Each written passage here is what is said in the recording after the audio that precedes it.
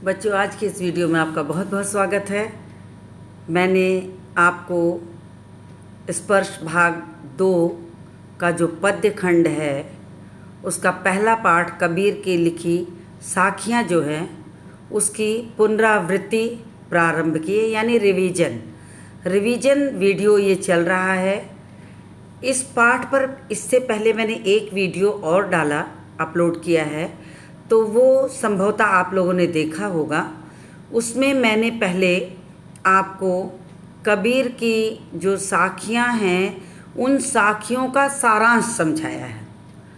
अब मैंने आपको सारांश साखियों का इसलिए समझा दिया पहले कि आपने इस पाठ को पहले से पढ़ा है, उसके बाद मैंने आपको सारांश समझा दिया। अब आपको वो और आसान हो जाएगा कि किस साखी में कौन सी प्रमुख बात कही गई है।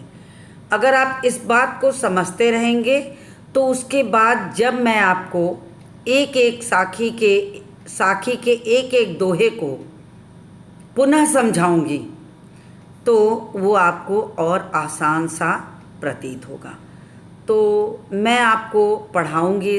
अब साखी के जो सारे दोहे हैं उनके भावार्थ बताऊंगी, विशेष अर्थ बताऊंगी, कठिन शब्दों के अर्थ बताऊंगी, और उसके साथ ही साथ ऑनलाइन कक्षाओं में भी रिवीजन चलेगा। तो ऐसी स्थिति में आप प्रतिदिन की कक्षाओं में कोई भी आपको विभिन्न प्रकार के जो भी संशय हों, डाउट हों, आप उसे क्लियर कर लीजिए। तो उससे फ़ायदा होगा कि आपकी चीज़ें रिवाइज होती चली जाएंगी।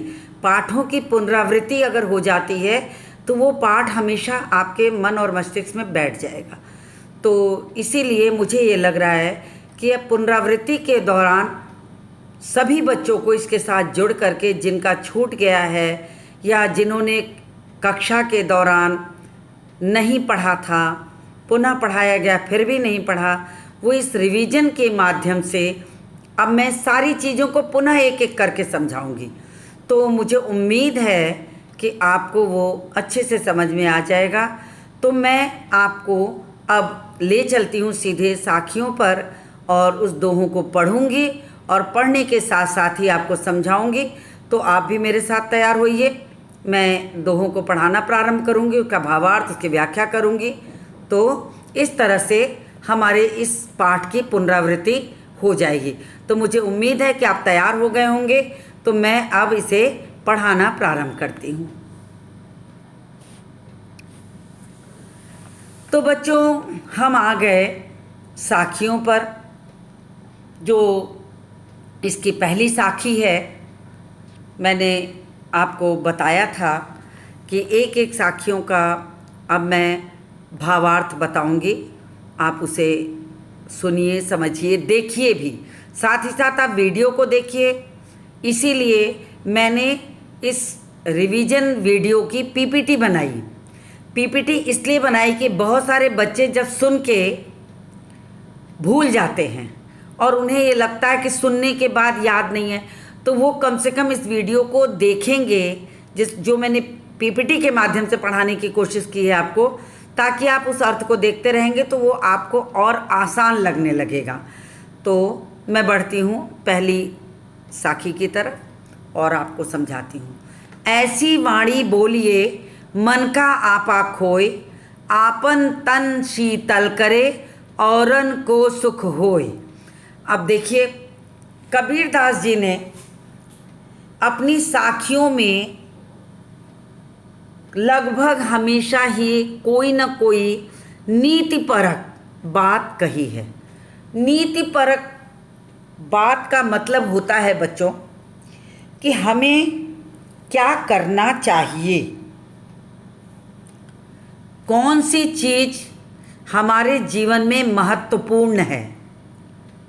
तो इसी को कहते हैं नीति। नीति शब्द का मतलब होता है चाहना, क्या चाहिए, क्या उचित है। तो इसी बात को लेकर उन्होंने कहा कि ऐसी वाणी बोलिए मन का आपा खोए। अब प्रश्न आता है कि आपा क्या होता है। वाणी तो आप समझते होंगे, वाणी मतलब बोली, वचन, और आपा का मतलब होता है घमंड, अहंकार, तन शीतल, तन मतलब शरीर, शीतल मतलब ठंडा, और मतलब दूसरों को। अब देखिए कबीरदास जी ने कितनी अच्छी बात कही है वाणी की महत्ता बताते हुए कि मनुष्य को हमेशा ऐसी ही वाणी बोलना चाहिए जिससे मन को शीतलता मिले, मन का आपा खोए। वाणी में बहुत ताकत है। अगर आप कभी भी किसी से क्रोध में बात करेंगे तो उसका असर सिर्फ सामने वाले पर नहीं पड़ता, स्वयं पर भी पड़ता है। तो वाणी की महत्ता बताते हुए कबीरदास जी ने कहा कि अपने मन के अहंकार को त्याग कर मनुष्य को हमेशा मीठे वचन बोलने चाहिए। और इन मीठे वचनों का प्रभाव क्या होता है? ऐसी वाणी बोलिए, यानी मनुष्य को सदैव ऐसी वाणी बोलनी चाहिए जिससे मन का आपा खोए, मन के अंदर का सारा घमंड अहंकार निकल जाए, खो जाए। मन का आपा खोए यानी मन के अंदर का सारा घमंड अहंकार निकल जाए। क्या फ़ायदा मिलेगा उसका? आपन तन शीतल करे।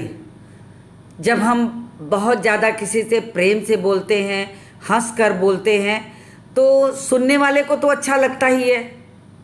आपकी प्रेम भरी वाणी का प्रभाव सामने वाले पर तो पड़ता ही है, लेकिन स्वयं हमारे भीतर भी वो प्रसन्नता हमें फ़ायदेमंद होती है, हमें सुख पहुंचाती है। तो आपन तन शीतल करे, अपने शरीर को तो शीतलता मिलती ही है, औरन को सुख होए, दूसरों को भी सुख मिलता है, स्वयं को भी मिलता है। तो बच्चों मैं आपको एक चीज़ ज़रूर बताऊंगी कि जो मनुष्य का स्वभाव होता है, अगर आप क्रोध दूसरे पर करते हैं तो सामने वाला आपकी आवाज़, आपके गुस्से को सुनकर अगर वो नहीं आपके सामने बोलने लायक है तो भी वो चुप रह जाने वाले में का हो, आपसे छोटा हो उम्र में, आपका मातहत हो, न बोले, लेकिन उसके अंदर भीतर ही भीतर जो क्रोध होता है, आपकी आवाज़ सुनकर, आपकी वाणी सुनकर, वो उसे बहुत नुकसान करता है।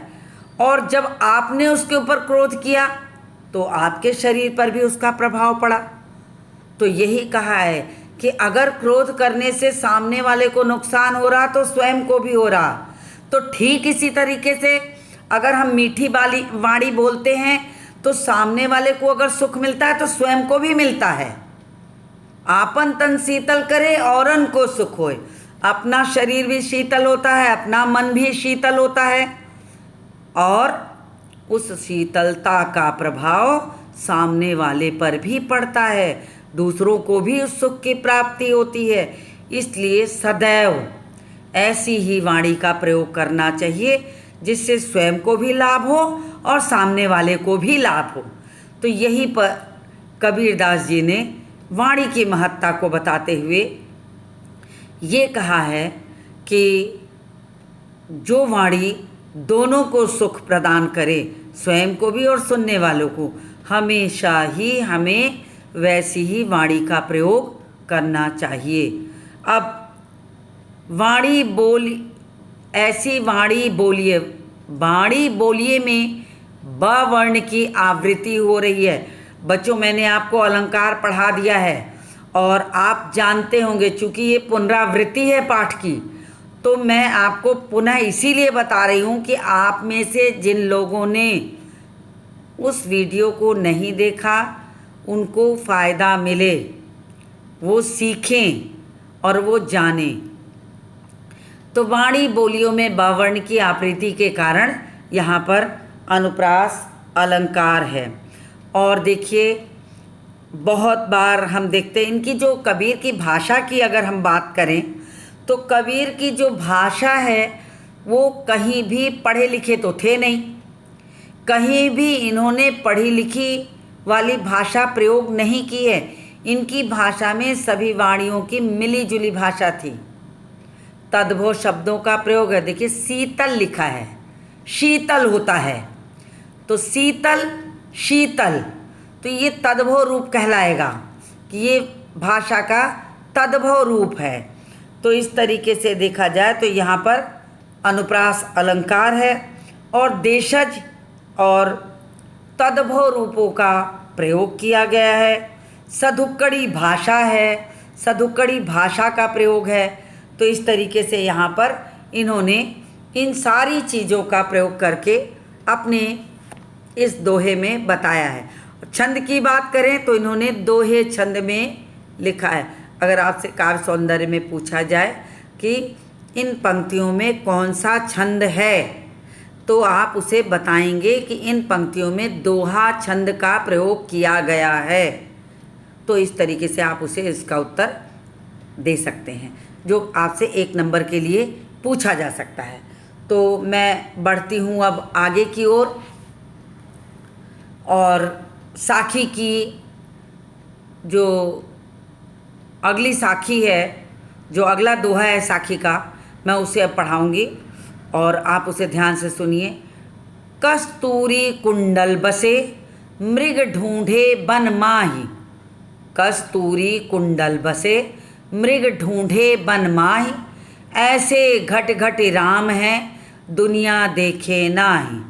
अब देखिए कस्तूरी जो होती है एक मृगा, हिरण, मृगा मतलब हिरण, मृगा की नाभि में एक प्रकार का सुगंधित पदार्थ होता है जो एक जड़ी बूटी की तरह समझ लीजिए, उसकी नाभि में ही वो रहता है।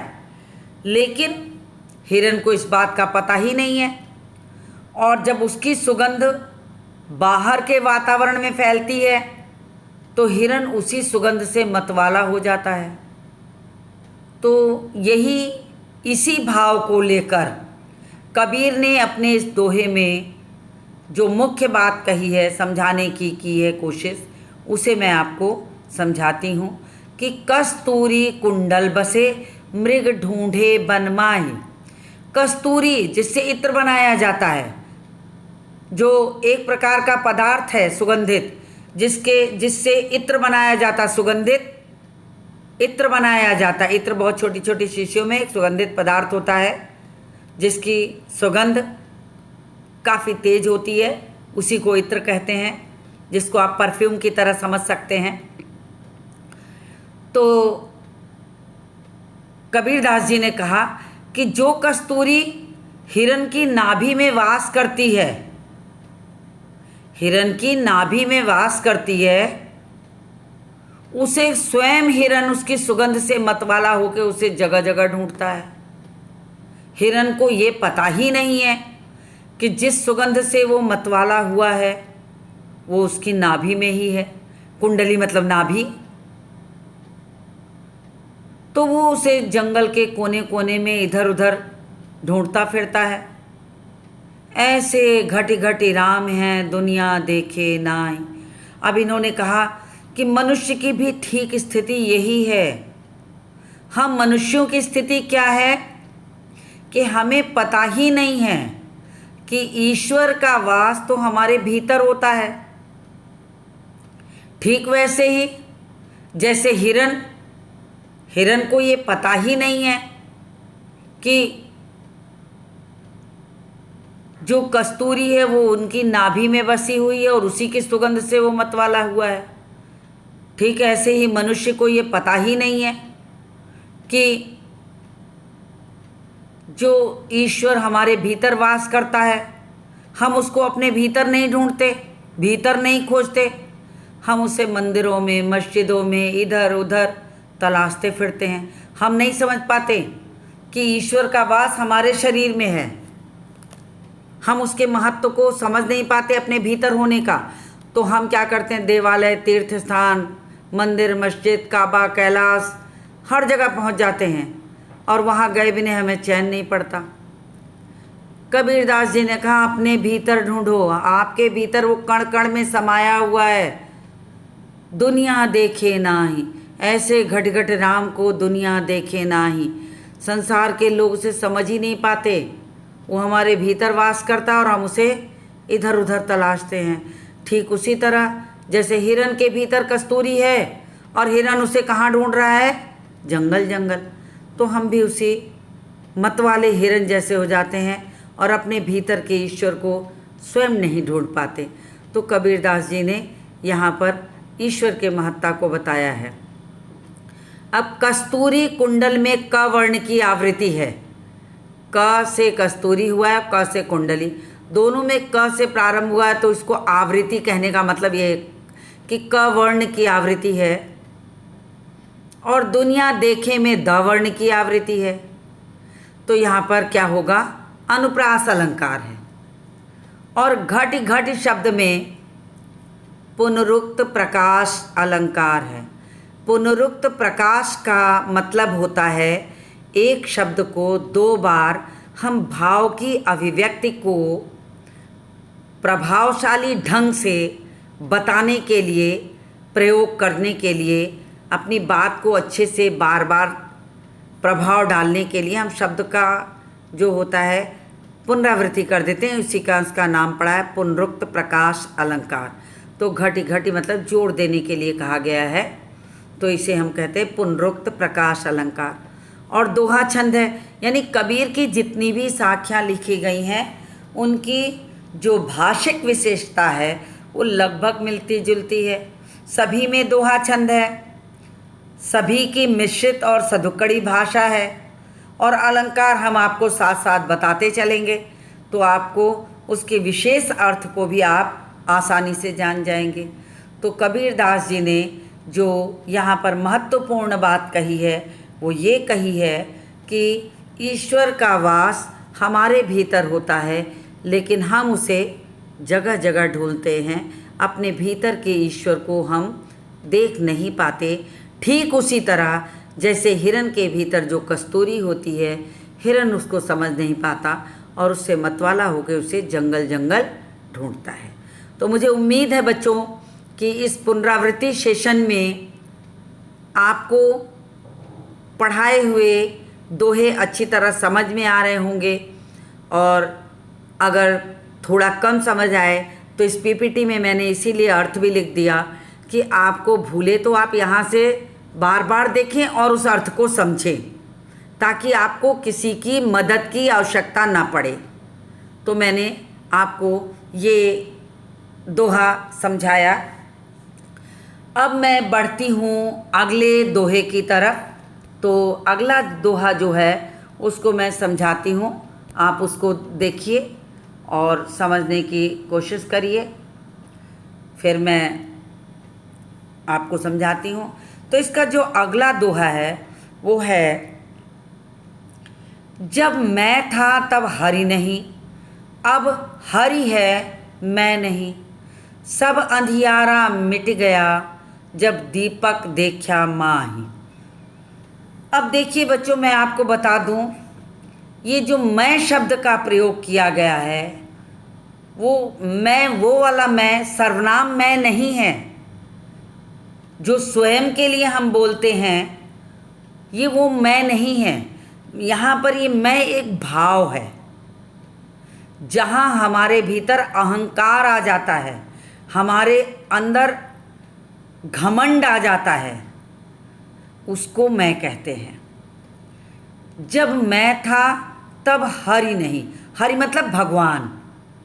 अब कबीरदास जी ने कहा, स्वयं को ही अनुभव करके संभवतः उन्होंने लिखा होगा कि कबीरदास जी को जब ये लगा कि कबीरदास जी जब अपने आप को समझते थे कि मैं ही सबसे बड़ा हूँ, जिस दिन हम ये समझते हैं कि मैं सब कुछ कर सकता हूँ, इस मैं ने हमारे अंदर घमंड ला दिया, हमारे अंदर अहंकार ला दिया।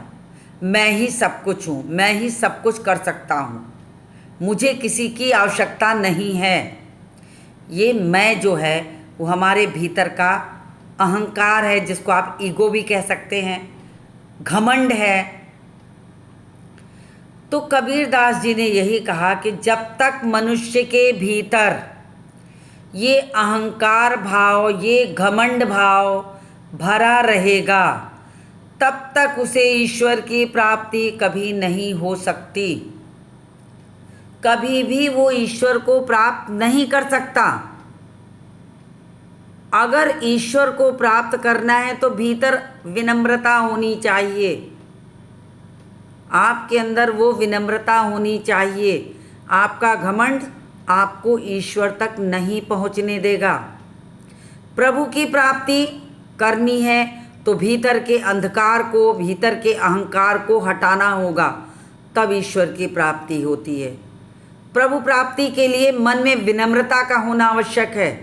वो विनम्रता जो हमारे अंदर के अंधकार, हमारे अंदर के घमंड को दूर करेगा, तब हमें ईश्वर की प्राप्ति होगी। सब अंधियारा मिट गया जब दीपक देखा माही। अब इन्होंने कहा कि सब अंधियारा मिट गया जब दीपक देखा माही। मन में अगर विनम्रता आ जाती है तो ईश्वर के दर्शन हो जाएंगे। मन के अंदर का सारा अंधकार मिट जाएगा। हमारे अंदर जैसे ही ईश्वर के दर्शन होंगे तो हमारे अंदर ज्ञान का प्रकाश अपने आप स्वतः जल जाएगा। जब दीपक देखा माही, जब ज्ञान रूपी दीपक को जलाकर हम अपने हाथ में रख लेंगे, ज्ञान आएगा तभी तो हमारे अंदर का अहंकार मिटेगा। ज्ञान आएगा तभी तो हमारे अंदर का घमंड मिटेगा। तो जैसे ही हमने अपने भीतर के ज्ञान रूपी दीपक को जलाया, ज्ञान का प्रकाश फैलाया, तुरंत ही हमारे भीतर का सारा अज्ञान रूपी अंधेरा मिट जाएगा।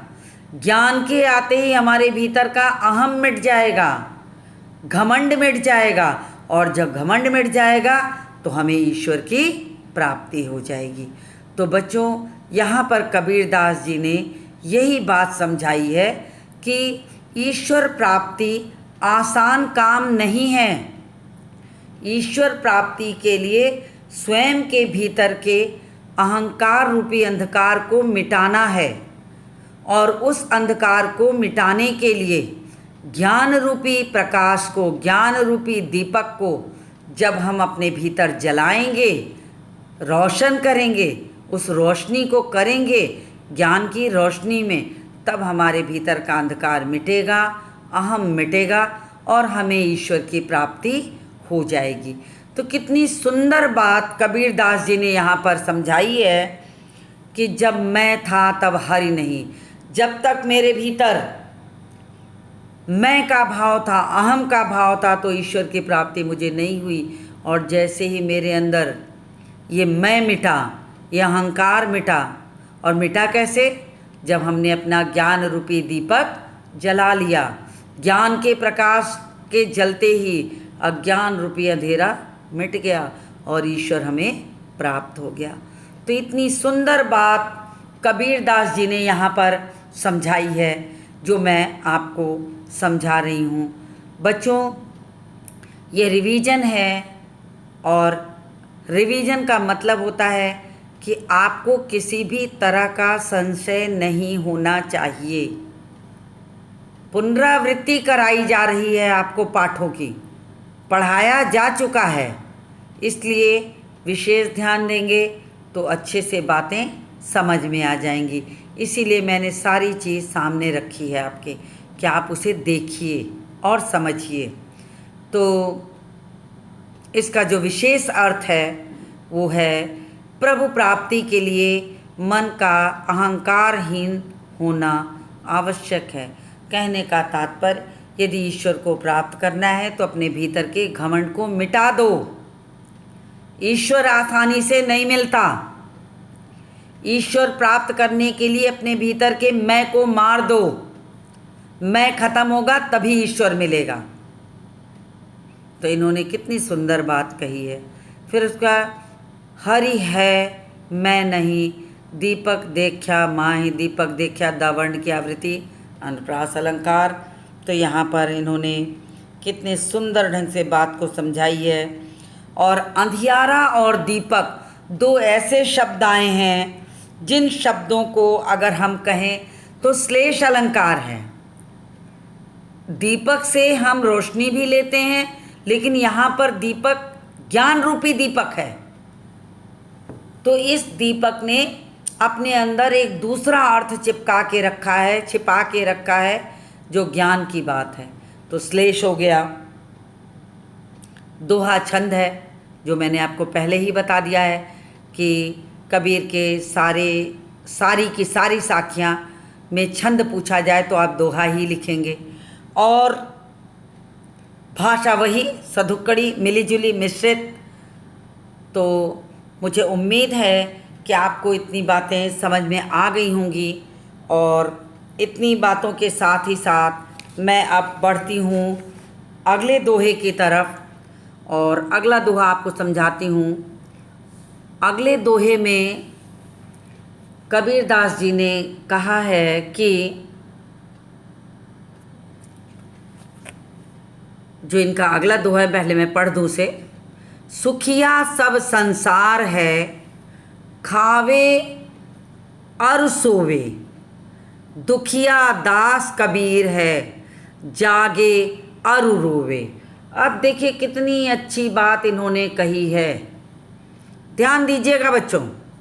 सुखिया सब संसार है, खावे और सोवे। अब दुनिया भर के उन लोगों की बात कर रहे हैं कबीरदास जी, जिनको सिर्फ सांसारिकता से मतलब है, जो संसार में जन्म ही इसीलिए लिए हैं कि जिन्हें खाना सोना और मौज मस्ती के साथ जीवन यापन करना है, मृत्यु को प्राप्त करना है और चले जाना है।